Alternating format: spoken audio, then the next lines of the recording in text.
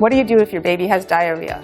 So first, I like to define what is the difference between diarrhea and normal baby stool. So newborn babies have very watery stool, particularly if they're breastfed. We like to make the analogy that stool of breastfed babies is like a watery Dijon mustard. So I don't mean to be graphic, but a breastfed baby might even have a bowel movement with every single feed, and it comes out explosive and quite watery, and within a few days it'll start to thicken up. Formula-fed babies have a little bit thicker stools. They might be a little bit more pasty or even solid by the first few months. So that's just quick. That breastfed baby stool is not diarrhea. Diarrhea is when the stool is explosive and it shoots out and it's mostly water with a little bit of stool substance in it.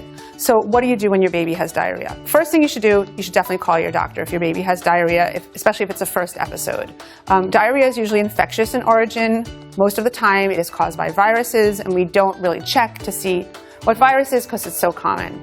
If your baby has bloody diarrhea or there's excessive mucus in the diarrhea, then you should let your doctor know, because that might be a sign of a bacterial or more serious infection. Another cause of bloody stool in babies particularly could be diarrhea, could be a cow's milk allergy, a cow's milk protein allergy, and that would be another reason to call your doctor. But of course, if you see blood in your baby's stool, you'll be calling your pediatrician anyway.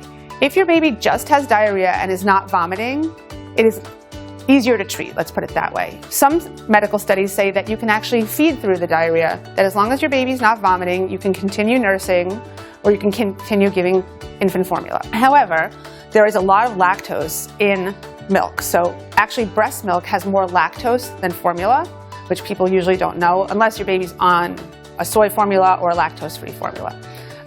So the lactose sugar can make the diarrhea worse.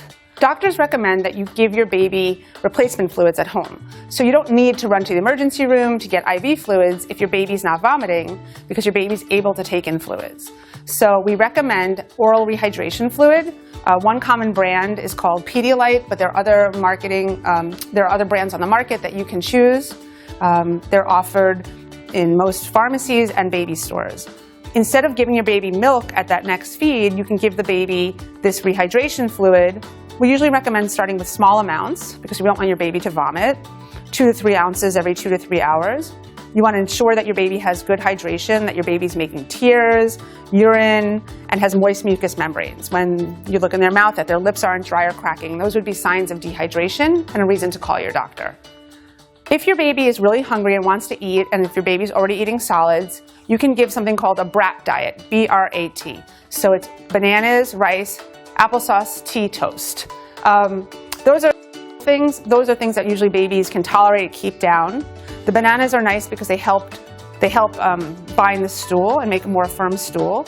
And the rice is good because it's starchy.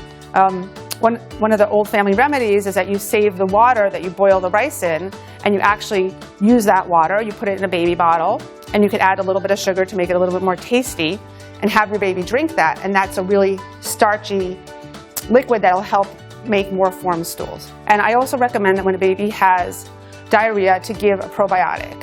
You can ask your doctor for several recommendations. There's many on the market for infants, and that helps to rebuild the baby's natural flora in the gut that had been killed by that virus, and it also helps to improve the sensitivity to the lactose.